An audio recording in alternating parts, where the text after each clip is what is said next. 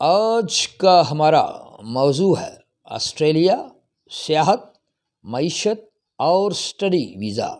Australia 1606 میں دریافت ہوا۔ آسٹریلیا انسانوں کے حوالے سے کوئی قدیم ہسٹری نہیں رکھتا ہے۔ آسٹریلیا کا زمینی ہمسایہ کوئی ملک نہیں ہے۔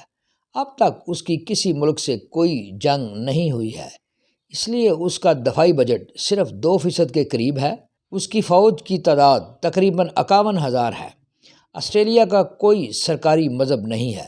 عالمی مذہبی اعداد و شمار کے مطابق عیسائی مذہب پہلے نمبر پر، دوسرے نمبر پر مسلمان اور تیسرے نمبر پر ہندو ہیں۔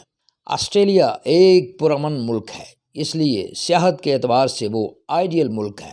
سرمایہ دار اور خوشحال لوگ آسٹریلیا کی سیاحت کرنا پسند کرتے ہیں۔ آسٹریلیا کے مشہور سیاحتی مقامات کی تفصیل پیش خدمت ہے۔ آسٹریلیا میں انسانوں کی ورائٹی، جانوروں کی ورائٹی، عمارتوں کی ورائٹی، جزیروں کی ورائٹی، صحراؤں اور جنگلوں کی ورائٹی کے لحاظ سے ایک منفرد اور پرامن ملک ہے۔ آسٹریلیا کا سب سے زیادہ جو شہر وزٹ کیا جاتا ہے وہ سڈنی ہے، اور سڈنی میں جو سب سے زیادہ وزٹ کیا جاتا ہے وہ سڈنی میں انسانوں کا تیار کیا ہوا اوپرا ہاؤس ہے۔ یہ آسٹریلیا کا فخر ہے۔ یہ جدید فن تعمیر کا ایک شاہکار ہے، دنیا کے نئے عجوبوں میں سے ایک عجوبہ ہے۔ اوپرا ہاؤس کی تعمیر 1 مارچ 1959 کو شروع ہوئی اور 1973 میں یعنی 51 سال کے بعد اس کی تعمیر مکمل ہوئی۔ یہ سمندر کے اندر تعمیر کی ہوئی ایک عظیم عمارت ہے۔ اس کی لاگت اور قیمت جو 2022 میں لگائی گئی وہ 1082 ملین آسٹریلین ڈالر بنتی ہے۔ اس کی سیٹنگ کیپیسٹی کی تفصیل کچھ یوں ہے: concert hall 2679، Joan Sutherland theatre 1507، drama theatre 544، playhouse 398، the studio 400، Utzon room 210۔ Total seating capacity 5738۔ Utzon room کا نام اس بلڈنگ کے ڈینش آرکیٹیکٹ وڈ زون کے نام پر رکھا گیا ہے۔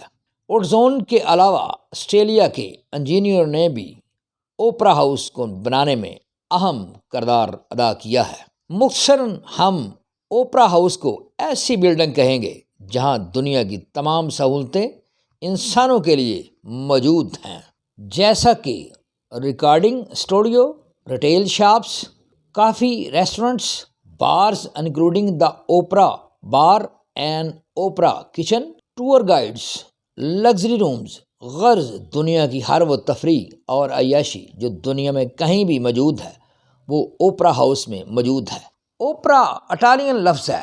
اوپرا آرٹ کی وہ قسم ہے جس میں سٹوری کو شاعری، میوزک، گائیکی، ڈانس اور ڈرامہ کے انداز میں اسٹیج پر پیش کیا جاتا ہے۔ اوپرا سنگر آواز اور میوزک کو سلو رکھتے ہیں، آواز کو زیادہ پھیلاتے نہیں ہیں۔ اوپرا سنگر ایمپلیفیکیشن سے خود کو بچاتے ہیں اور سانس پر کنٹرولڈ رکھتے ہیں۔ سڈنی اوپرا ہاؤس کے علاوہ جو آسٹریلیا کے اہم سیاحتی مقامات ہیں ان کی تفصیل کچھ یوں ہے: number 1 Great Barrier Reef, number 2 Red Centre, number 3 Great Ocean Road, number 4 Barossa Valley, number 5 Kakadu, number 6 Kimberley, number 7 Kangaroo Island, number 8 Byron Bay, number 9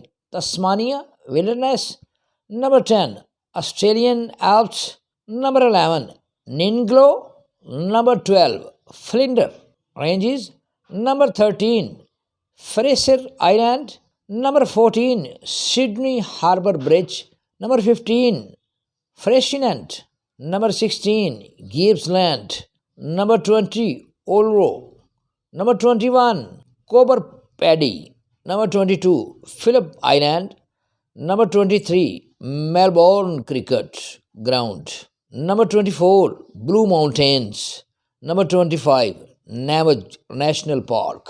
Australia کی معیشت کا مختصر خاکہ پیش خدمت ہے۔ آسٹریلیا دنیا کی 14ویں بڑی معیشت ہے، 21واں بڑا گڈز ایکسپورٹر ملک ہے، 24واں گڈز امپورٹر ملک ہے۔ آسٹریلیا کا معاشی سال 1 جولائی سے شروع ہوتا ہے اور 30 جون کو ختم ہوتا ہے۔ آسٹریلیا کی آبادی 2024 میں اندازہ ہے کہ یہ 2,70,77,833 تک پہنچ جائے گی۔ Australia 1.719 trillion $US G D P رکھتا ہے۔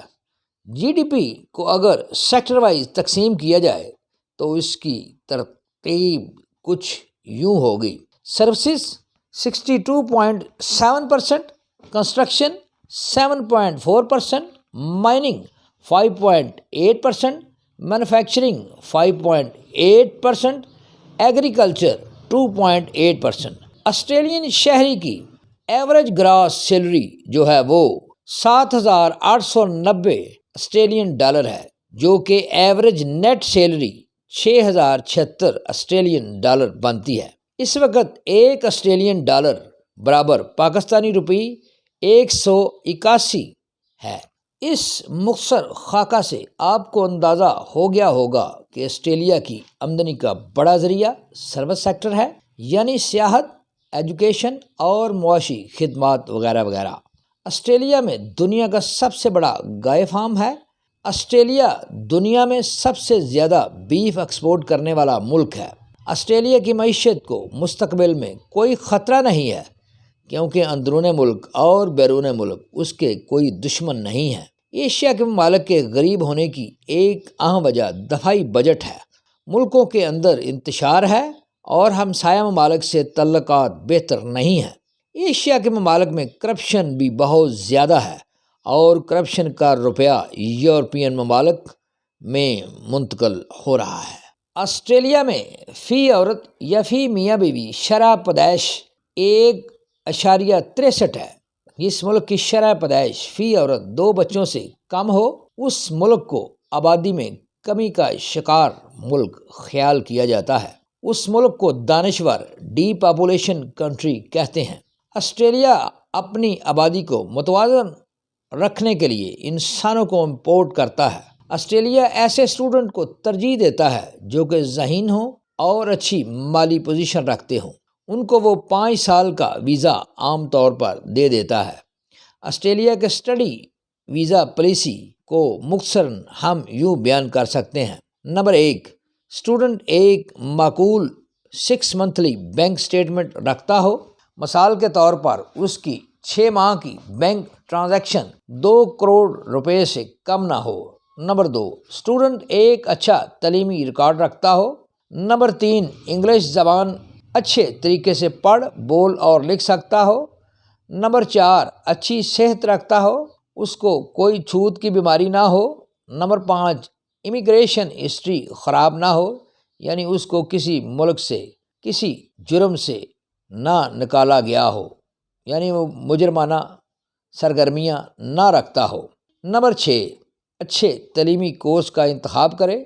جس کورس کا انتخاب کرے وہ کورس آسٹریلیا میں موجود ہو، اور ایک کلاس یونیورسٹی کا انتخاب کرے تاکہ پتہ چل سکے کہ وہ جینون اسٹوڈنٹ ہے۔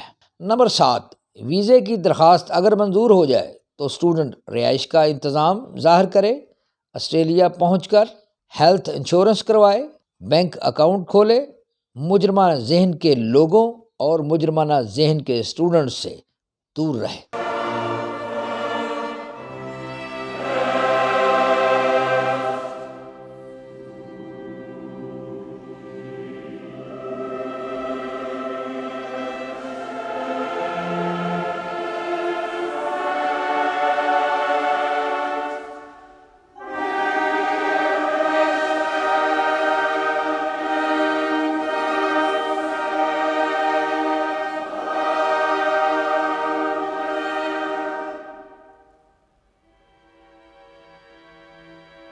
Please like, comments, share and subscribe my YouTube channel TSC Tarak Search Channel and my YouTube channel TSC Tarak Study Channel Shorts.